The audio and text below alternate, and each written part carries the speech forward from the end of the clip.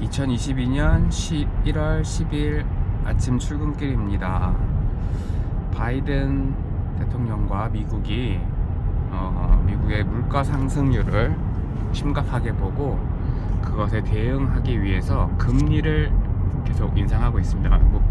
바이든이 아니라 미 연준이 하는 건데요. 사실 미국 은행이 금리를 올리는 거에 대해서 저는 반대를 합니다.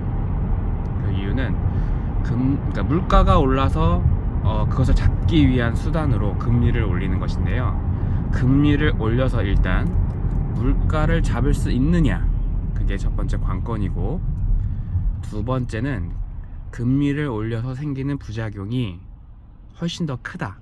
물가 상승으로 인한 고통보다는 실제로 모르겠어요. 지금 제가 미국민이 아니라서 모르겠는데 한국도 물가 상승이 많이 됐다고 해요. 하지만 제가 체감하는 물가 상승은 좀 많이 올랐다 이런 느낌이 드는 품목들이 있지만 막 고통스러울 정도는 아니거든요.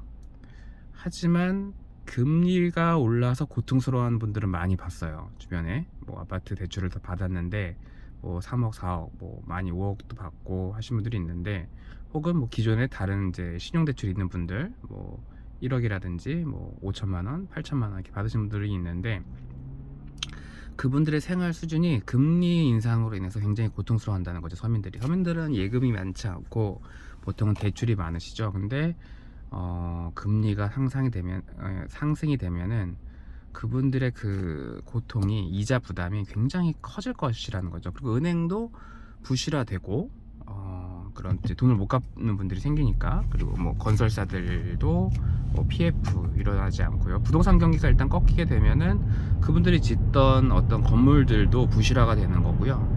어떤 국민들이 투자한 주식이나 채권이나 부동산들이 가격이 하락하게 되면은 급락하게 되면은 그거에 대한 부작용들이 굉장히 클 것입니다. 깡통 전세 이런 것들도 나오고요.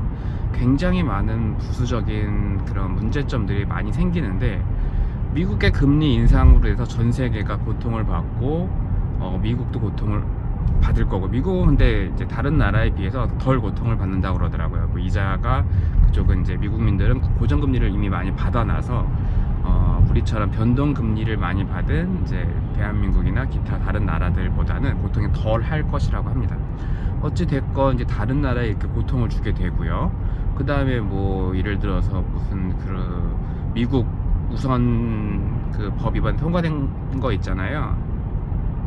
제가 명칭은 생각이 안 나는데, 그런 법들도 다른 나라에, 우리나라 반도체나 다른 나라의 어떤 그런 수출에 있어서 부작용을 많이 주고 있고요. 자동차라든지 그런 부분들도 또 고통이 되는 겁니다. 지금 주식시장 많이 빠졌잖아요. 러시아 전쟁으로 인해서 많이 빠졌다고 하는데, 그거보다는 미국의 금리 인상으로 인해서 자이언트 스텝을 4차례 밟고, 이런 금리 인상에 대한 것과, 그분들 항상 얘기를 해요. 경기 침체가 올 것이다. 금리 인상을 했으니까.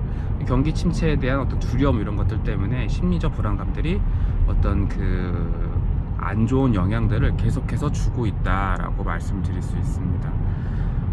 정말 답답한 일인 것 같아요. 물가 잡는 거 물론 중요한 일이겠지만, 그 물가를 잡는 방법에 있어서 좀 더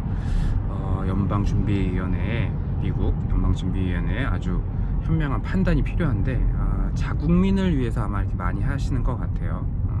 굉장히 잘못된 방법이라고 저는 생각이 들고, 굉장히 고통을 줄 것이다. 그리고 역사적으로는 그런 버냉키의 어떤 그런 이런 결단이 실책으로 남을 가능성이 굉장히 크다. 이렇게 본다고 봅니다. 경제는 시장에 어느 정도 맡겨야 돼요. 국가가 참여할 부분, 국가가 손대야 될, 강제적으로 이렇게 조정해야 될 부분들은 크지 않습니다. 오히려 그냥 맡겨두면 알아서 조정이 됩니다. 물가도 알아서 조정이 됩니다.